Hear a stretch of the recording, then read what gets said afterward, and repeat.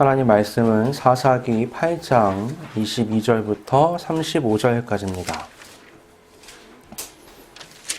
사사기 8장 22절부터 35절까지입니다. 봉독하겠습니다. 그때 이스라엘 사람들이 기드온에게 이르되 당신이 우리를 미디안의 손에서 구원하셨으니 당신과 당신의 아들과 당신의 손자가 우리를 다스리소서 하는지라. 기드온이 그들에게 이르되 내가 너희를 다스리지 아니하겠고 나의 아들도 너희를 다스리지 아니할 것이요 여호와께서 너희를 다스리시리라 하니라. 기드온이 또 그들에게 이르되 내가 너희에게 요청할 일이 있으니 너희는 각기 탈취한 귀고리를 내게 줄지니라 하였으니 이는 그들이 이스마엘 사람들이므로 금 귀고리가 있었음이라. 무리가 대답하되 우리가 즐거이 드리리이다 하고 겉옷을 펴고 각기 탈취한 귀고리를 그 가운데에 던지니 기드온이 요청한 금 귀고리의 무게가 금 1700세겔이요 그 외에 또 초승달 장식들과 폐물과 미디안 왕들이 입었던 자색 의복과 또 그 외에 그들의 낙타목에 둘렀던 사슬이 있었더라. 기드온이 그 금으로 에봇 하나를 만들어 자기의 성 오브라에 두었더니 온 이스라엘이 그것을 음란하게 위함으로 그것이 기드온과 그의 집의 올무가 되니라. 미디안이 이스라엘 자손 앞에 복종하여 다시는 그 머리를 들지 못하였으므로 기드온이 사는 40년 동안 그 땅이 평온하였더라. 요아스의 아들 여룻바알이 돌아가서 자기 집에 거주하였는데 기드온이 아내가 많으므로 그의 몸에서 낳은 아들이 70명이었고 세겜에 있는 그의 첩도 아들을 낳았으므로 그 이름을 아비멜렉이라 하였더라. 요아스의 아들 기드온이 나이가 많아 죽음에 아비에세 사람의 오브라에 있는 그의 아버지 요아스의 묘실에 장사되었더라. 기드온이 이미 죽음에 이스라엘 자손이 돌아서서 바알들을 따라가 음행하였으며 또 바알브릿을 자기들의 신으로 삼고 이스라엘 자손이 주의 모든 원수들의 손에서 자기들을 건져내신 여호와 자기들의 하나님을 기억하지 아니하며 또 여룻바알이라 하는 기드온이 이스라엘에 베푼 모든 은혜를 따라 그의 집을 후대하지도 아니하였더라. 아멘. 이 기드온 이야기는 사사기 전체를 봤을 때 큰 전환점이 되는 것이라고 말할 수 있습니다. 기드온을 기점으로 해서요, 이 사사는 이스라엘에게 긍정적인 영향보다는 부정적인 영향을 끼치는 존재로 바뀌어버립니다. 또 이스라엘 내부의 문제가 이때부터 점점 심화돼요. 그래서 그전에는 외부의 적들과 싸워야 했지만 이제는 내부적으로 계속되는 갈등과 전쟁을 경험하게 됩니다. 이것이 다 기드온을 기점으로 바뀌는 것이에요. 지난 몇 주간 우리가 살펴본 기드온은 신앙적인 면에서 보면 아주 부정적인 인물이었죠. 그런 하나님을 보았습니다. 음성을 들었고 또 하나님 앞에서 이적을 몇 번이나 체험했죠. 그럼에도 불구하고 그는 하나님을 의심하고 또 하나님을 몇 번이나 시험했던 인물이었습니다. 그럼에도 불구하고 하나님은 그를 인도하셨고 결국 계획하셨던 이스라엘의 구원을 이루시죠. 하나님께서 기드온을 인도하시는 과정 속에서 두 가지를 확실하게 하셨습니다. 첫 번째는 기드온에게 하나님을 향한 올바른 신앙이 무엇인지 확실히 알게 하세요. 기드온이 그동안 의지했던 그 우상을 찍어 없애고 그것을 땔감 삼아서 하나님 앞에 바른 제사를 드리게 하시죠. 두 번째는 이 전쟁을 통해서 하나님의 영광이 온전히 나타나야 된다는 것을 강조하십니다. 그래서 하나님은 32,000명의 군사를 300명으로 축소하시죠. 이렇게 하나님을 향한 올바른 예배, 또 하나님의 영광이 나타나야 하게끔 인도하시는 두 가지 면을 생각해 봤을 때, 그러면 하나님이 이스라엘과 미디안의 이 전쟁을 통해서 뭐 어떤 것을 원하셨던 것일까? 우리가 생각해 볼 수 있잖아요. 이 전쟁의 승리를 통해서 기대할 수 있는 이스라엘의 반응은 하나님의 구원에 감격하면서 감사하고 그리고 우상을 모두 태운 다음에 하나님 앞에 온전한 신앙을 회복하는 겁니다. 이것이 바로 하나님께서 기드온을 통해서 이스라엘 백성들에게 회복시키고자 하셨던 거죠. 그리고 이것이 전체 사사기의 주제이기도 합니다. 하나님께서 사사를 통해서 그런 일들을 이루시길 원하는 거죠. 사사는 바로 그 일을 감당해야 할 하나님의 도구죠. 기드온은 하나님의 살아계심을 체험했습니다. 하나님의 말씀에 순종해서 우상을 찍어서 땔감으로 삼았을 때 그는 죽음의 위협 앞에 있었지만 하나님께서 지켜주심을 경험했죠. 그가 말씀에 순종해서 군사를 300명으로 줄였지만 하나님이 그 군사를 통해서 완벽한 승리를 거두게 하셨습니다. 기드온은 하나님의 그 살아계심과 역사를 너무나 생생하게 체험한 사람이죠. 그래서 당연하게도 이 전쟁이 끝났을 때 기드온은 하나님의 영광을 완전히 나타내고 이스라엘을 독려해서 하나님 앞에 돌아오게끔 해야만 하는 겁니다. 그러나 기드온의 이야기의 끝에는 하나님의 영광도 온전한 신앙의 모습도 아무리 찾아볼 수가 없습니다. 오히려 반대로 하나님의 영광은 철저하게 사라지고 우상 숭배가 더 교묘하게 깊어지는 것을 목격하게 됩니다. 사사기에서는요, 반복해서 그때의 이스라엘의 왕이 없음으로 안 하는 것이 나옵니다. 이 문구가 나오는데 이건 이중적인 의미가 있습니다. 하나는 이스라엘의 관점에서 말 그대로 이스라엘의 왕이 없어서 혼란이 일어나고 있다는 겁니다. 그들은 주변국의 그 중앙집권적인 강력한 리더십을 갈망했죠. 그런데 여러분, 이미 이스라엘에는 하나님께서 왕으로 계셨습니다.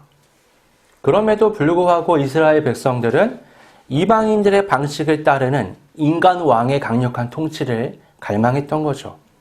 그래서 그때의 이스라엘의 왕이 없다는 것은 하나님의 왕권을 거부하고 인간적인 통치를 갈망하는 그 이스라엘의 불신앙이 담겨 있는 겁니다. 여러분, 출애굽한 이스라엘은요, 광야에서 하나님의 통치가 어떤 건지 경험했습니다. 그 기억은 자손들에게 전해졌지만 그들은 가나안 땅에 뿌리 내리면서 그쪽에 쫓아내지 못했던 그 원주민들의 문화에 깊게 영향을 받게 되었죠.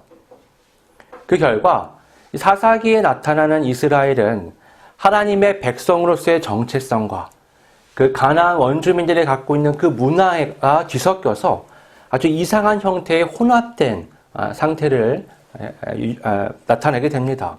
기드온은 이러한 흐름을 정확하게 반영하는 인물입니다. 내용을 읽어보면요, 기드온은 표면적으로는 왕이 되고 싶어 하지 않는 것처럼 보여요. 하지만 그의 행동을 자세히 뜯어보면 왕에 대한 굉장한 열망을 찾아볼 수가 있습니다. 우선 그의 왕에 대한 열망은 그의 열등감에서부터 찾아볼 수 있는데, 하나님의 사자가 기드온을 찾아갔을 때 기드온이 자신에 대해서 말했던 것을 우리가 기억하잖아요. 우리 아버지의 집도 작고 나는 그 집에서도 가장 작은 자다. 실제로 그의 아버지 요아스는 작은 자가 아닙니다. 기드온이 그 지역의 우상들을 부쉈을 때 온 지역 주민들이 찾아와서 기드온 내놔라, 죽이겠다, 이렇게 협박하잖아요. 그때 요아스는요, 그 지역 전체 주민을 상대로 해볼 템을 해봐라, 목숨 걸고 내가 죽나 니네가 죽나 해보자, 그랬더니요, 다 돌아가요. 이 사람은요, 굉장한 권세가였습니다. 그러면 기드온은 왜 자기를 작은 자로, 자기 아버지도 작은 자라고 여겼을까? 그는 미디안의 그 강력한 군대들과 그들의 왕들을 보면서 자신이 초라하다고 느꼈던 거예요. 기드온은 주변의 보통 사람들과 자기를 비교하는 게 아니라 왕들과 비교하는 거죠.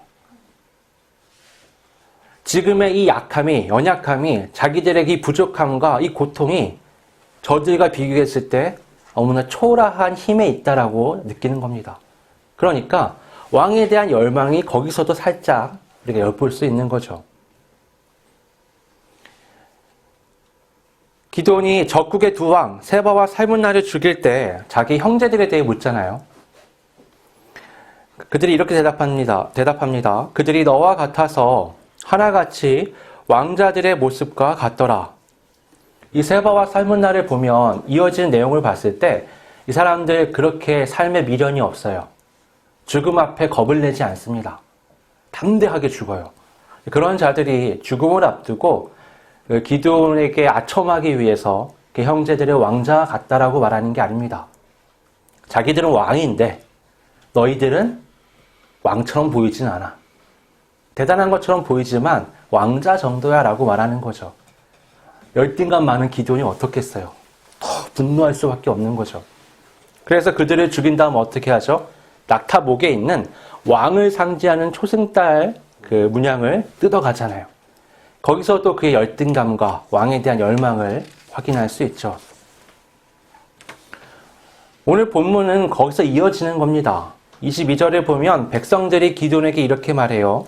당신이 우리를 미디안의 손에서 구원하셨으니 당신과 당신의 아들과 당신의 손자가 우리를 다스리소서. 이 말에서 우리가 한 가지 이상한 것은 하나님을 찾아볼 수 없다는 거예요. 이 전쟁은 하나님께서 계획하신 것이고 하나님께서 인도하신 겁니다. 근데 하나님의 구원하심은 찾을 수가 없어요. 지금 이스라엘 백성들의 눈에 뭘로 보이느냐? 기드온이 구원한 걸로 보이는 겁니다. 이스라엘 백성들은요, 기드온에게서 왕의 냄새를 물씬 맡은 겁니다. 하나님께서 함께 하신 전쟁은요, 300명이 항아리를 깨트리면서 소리를 지르는 것까지였어요. 그 이유로는 뭐냐? 기드온이 하나님의 뜻과는 상관없이 자신이 나서서 전쟁을 이끈 겁니다. 근데 결과가 어땠죠? 대단한 승리였어요. 13만 5천 명을 모두 죽였습니다. 완벽한 승리를 거머쥐어요. 그러니까 이 사람들의 눈에 기드온이 굉장한 인물로 비춰졌던 거죠. 흥미로운 건요, 이스라엘의 표현 방식입니다. 그러면 하나님이 아니라 기드온이 구원한 것으로 여겨지면 당신이 우리의 왕이 되소서라고 말하면 되잖아요. 근데 이 문장에서 또 이상한 건 왕이라는 단어도 없어요. 뭐만 있냐? 다스리소서. 다스리다라는 단어만 있는 겁니다. 이건 왕의 통치를 의미하지만 아주 노골적으로 왕이라고 표현하진 않는 거예요. 그러니까 이스라엘의 이 인식 속에는 우리의 왕은 하나님이시다라는 게 있어요. 하지만 동시에 뭐가 있느냐? 그 지역에 있는 다른 나라들처럼 인간 왕에 대한 열망이 있는 겁니다. 이 두 개가 막 섞여 있으니까 어떤 결과가 오느냐? 왕은 아니지만 왕처럼 우리에게 다스리소서라고 말하게 되는 거예요. 왕이란 표현만 하지 않을 뿐 기드온에게 우리의 왕이 되라고 말하는 겁니다. 더 심각한 건 사사로서 바르게 인도해야 할 기드온조차 이런 혼합된 사고방식을 취하고 있고 그의 야망이 속에서 들끓고 있다는 겁니다. 23절을 보면 그는 그들의 요구에 응하지 않는 것처럼 보이죠. 자기와 자기 아들이 다스리지 않을 것이다. 그리고 어떻게 해요? 여호와께서 너희를 다스리실 것이다 라고 말하는 것처럼 보입니다. 그런데 지금 문제가 뭐냐면 이스라엘 백성들이 앞서서 이 전쟁에 있어서 하나님의 구원하심을 말하지 않았잖아요. 그럼 사용되었던 기드온은 그것부터 바로 잡아야 돼요. 이 전쟁은 하나님께서 구원하신 것이니 하나님께서 너희를 다스리실 것이다. 이렇게 나가야 되는데 앞에가 없어요.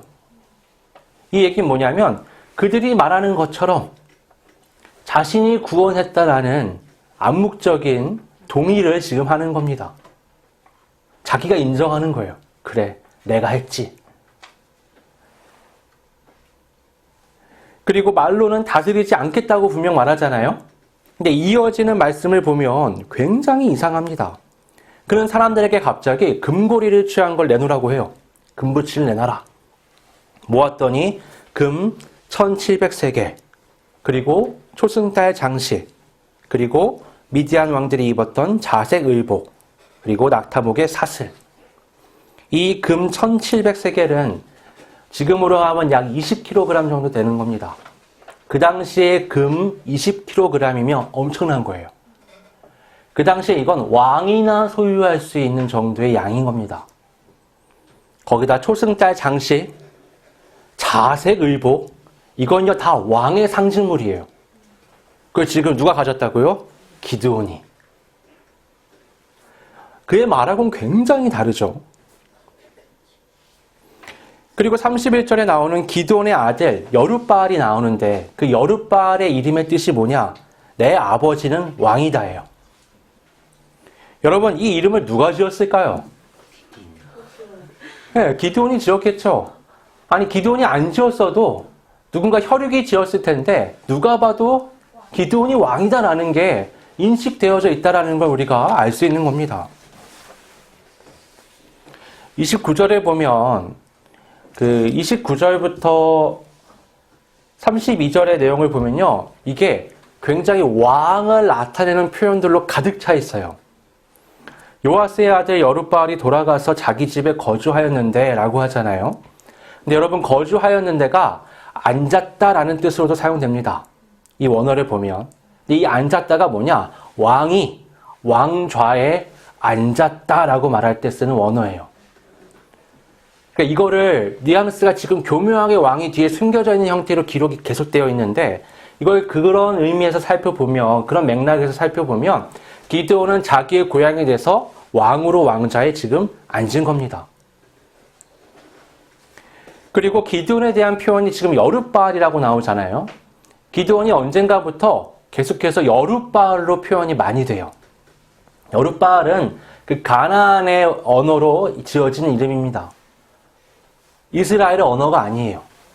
그러니까 지금 이 기드온의 정체성이 얼마나 혼란스럽고 그 가나안 원주민들과 동화되어져 있는지를 우리에게 가르쳐 주는 거죠. 그는 가나안의 방식으로 가나안식의 왕으로서 이스라엘 백성 위에 군림하게 된 겁니다. 32절에 보면 요아스의 아들 기드온이 나이가 많아 죽음에 아비에셋 사람의 오브라에 있는 그의 아버지 요아스의 묘실에 장사되었더라 라고 말하죠. 이런 표현은 왕의 죽음에서 흔히 볼 수 있는 표현입니다. 보통 성경은 뭐라고 말하죠? 열조에게 돌아갔다 라고 말하는데 이건 지금 뭐예요? 마치 요아스의 아들 기드온, 요아스의 묘실 이런 표현들이 어떻게 와닿냐면 요아스가 1대 왕이고 그의 아들로 2대 왕인 기드온이 대를 이어서 이렇게 죽었고 이렇게 묘실에 묻혔다 표현하는 것처럼 느껴지는 겁니다. 그리고 70명의 아들을 두었다고 하잖아요. 이 70명의 아들이라는 건 이 고대 사회에서 왕들의 완벽한 왕실을 의미해요. 이 왕실이 튼튼하게 자리 잡으려면 70명의 아들을 뒀다. 그럼 끝이에요. 야, 가장 완벽해. 그는요, 아내도 많이 두었는데 첩도 두었다고 말하잖아요. 이런 건 왕이나 누릴 수 있는 호사라고 말할 수 있는 겁니다. 그리고 이렇게 아들들이 많으면 이어지는 다음 장의 내용들을 보면 이제 그 마치 왕가에서나 볼 수 있는 형제가 형제를 죽이고 왕위를 쟁탈하는 그런 사건들이 벌어지잖아요. 그러니까 이게 기드온이 얼만큼 왕권에 대한 집착이 강했는가? 왕이란 표현만 하지 않을 뿐 왕의 권력에 얼마나 심취해 있었는가? 이런 것들을 알 수 있게 합니다. 이처럼 기드온은 표면적으로 왕이 되는 것을 거부했지만 실제 그의 삶은 왕 그 자체였죠. 왕과 다름없는 삶을 산 겁니다. 기드온은 자신의 고향에 앉았습니다. 그리고 자신이 거둔 그 금을 가지고 에봇을 만들죠. 이 에봇은 그 제사장들이 입는 옷이에요. 근데 이것이 성경에서 늘 긍정적으로 표현되지 않습니다. 특히나 이 사사기와 같은 성경들에서는 우상 숭배와 똑같은 취급을 받는 게 에봇이에요. 그는 자기의 고향에서 이 에봇을 세우고 이것을 사람들이 은밀히 섬기기 시작하죠. 이거 마치 아론을 떠올리게 해요. 아론이 금송아지를 세워놓고 이스라엘 백성들이 우상 숭배하게 만들잖아요. 그것이 하나님이라고 여기면서. 그런 것처럼 기드온도 에봇을 세워놓고 사람들이 그것을 은밀히 섬기게 만듭니다. 기드온의 이름이 뭐냐? 기드온의 이름의 뜻은 찍는 자, 부수는 자예요. 그가 그 우상을 부쉈던 것을 기억하시죠? 그는 자기의 고향에서요, 그 우상들을 찍었어요. 부쉈습니다. 근데 지금은 뭘 하고 있느냐? 하나님의 자리를 부수고 있는 거예요. 그리고 자기 자신을 세우고 자신이 세우는 우상을 사람들에게 보이고 있는 거죠. 그렇게 자신을 나타내고 높이려고 했지만 기드온은 결국 실패합니다. 34, 35절에 보면 기드온이 죽은 후에 이스라엘은 하나님을 기억하지 못했을 뿐만 아니라 기드온이 했던 일, 그것도 기억하지 못하고 그 집을 후대하지도 않게 돼요. 기드온이 하나님의 영광을 잊어버렸잖아요. 지워버렸잖아요. 그런 것처럼 이스라엘 백성들도 기드온을 지워버리고 마는 거죠. 이 이야기에서 우리는 기드온의 야망을 살펴봐야 합니다. 여러분, 인간의 교만이라는 건 아주 작은 불씨에도 타오릅니다. 하나님께서 그걸 우려하셔서 군사를 줄여서 300명으로 만드셨잖아요. 그럼에도 불구하고 하나님의 영광은 사라져버리고 기드온의 영광만 남는 겁니다. 더 문제인 건 그의 이중적인 태도예요. 겉으로는 철저하게 자기는 권력에 관심이 없는 것처럼 굴면서 다른 한편으로는 실제적으로는 왕의 권력을 누리는 인물이 바로 기드온이었습니다. 우리는 어떻죠? 내가 하는 일, 내가 만나는 사람들, 내가 계획하는 많은 것들을 통해서 우리는 내가 하나님의 영광을 위해, 사람들을 위해라고 말합니다. 우리가 했던 많은 기도들, 우리가 했던 많은 봉사들, 모든 것들을 통해서요. 근데 자세히 뜯어봐야 되는 거예요. 사람은요, 자기 자신도 속입니다. 내가 정말로 하나님을 위해서 하고 있는 건지, 아니면 나를 위해서 하고 있는 건지, 그 일이 끝났을 때 그 결과를 잘 살펴보면 과연 내 마음이 또는 특정인들의 생각이 무엇이었는지를 확인할 수 있는 거죠. 기드온처럼 말로는 아니라고 하면서 온갖 것들로 나의 욕망을 채우고 있을 수도 있습니다. 중간까지는 하나님의 영광이 잘 나타나다가 끝에 가서는 하나님은 지워져 버리고 나만 남을 수도 있는 겁니다. 여러분, 나를 위한 하나님이 아니에요. 나하고 협력하는 하나님이 아닙니다. 하나님을 위해서 내가 살아가는 거죠. 하나님의 뜻을 쫓아 순종하여 나아가는 겁니다. 기드온을 보십시오. 그렇게 자신을 위했지만 한 대를 건너지 못해서 잊혀진 존재가 되어버립니다. 반대로 여러분, 예수님을 보십시오. 철저하게 하나님을 위하시고 자기를 죽기까지 순종하시며 복종시키셨지만 그의 이름은 2000년을 넘어서 온 세계와 온 민족에게 울려 퍼졌습니다. 여러분, 우리의 삶의 주인이 내가 아니라 하나님이시라는 것을 반드시 기억해야 합니다. 그 하나님의 인도하심과 계획하심을 따라가지 않는다면 내가 보기에 굉장히 좋은 것들로 채우는 것 같지만 그 끝은 허무할 수밖에 없습니다. 반대로 내가 보기에 이것이 정말 나한테 도움이 될까?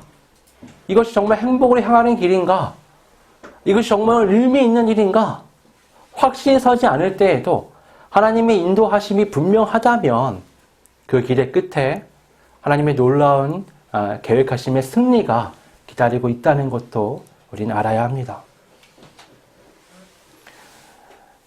기드온은 근시 안으로 현재와 자신에게 매몰됐습니다. 우리는 그리스도인들이죠. 당장의 삶과 사람들 중요합니다. 너무 중요하죠. 하지만 우리는 이어질 영생에 가치를 둬야 합니다.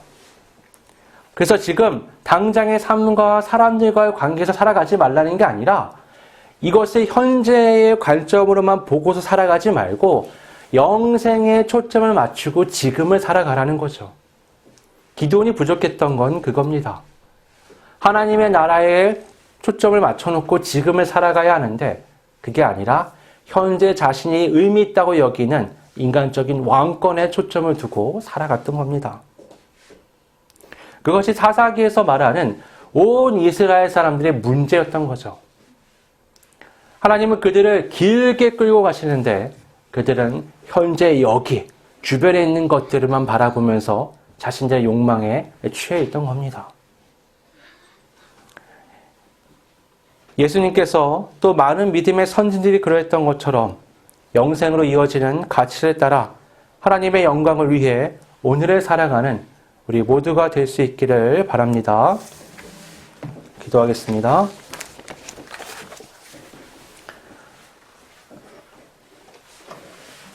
아버지 하나님, 사사기에서 가장 자세하게 다뤄지는 인물 중 하나인 기드온은 그의 전 삶을 통해서 강력한 권력에 대한 욕망을 곳곳에서 드러냈습니다.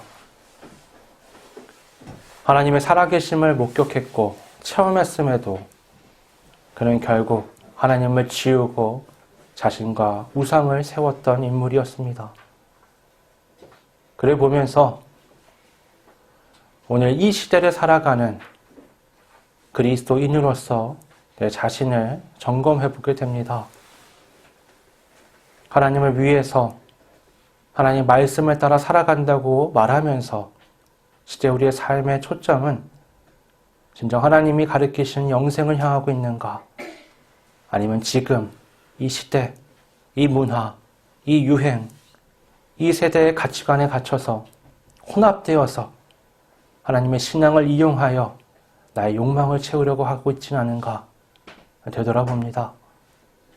우리의 거짓되고 위선된 또 모순된 신앙의 껍데기를 다 벗어버리고 하나님께서 기대하는 것처럼 우리 주 예수 그리스도의 본을 따라 건강한 그리스도인으로서 오늘의 삶을 살아갈 수 있도록 인도하여 주시옵소서. 거룩하신 예수님의 이름으로 기도드립니다. 아멘.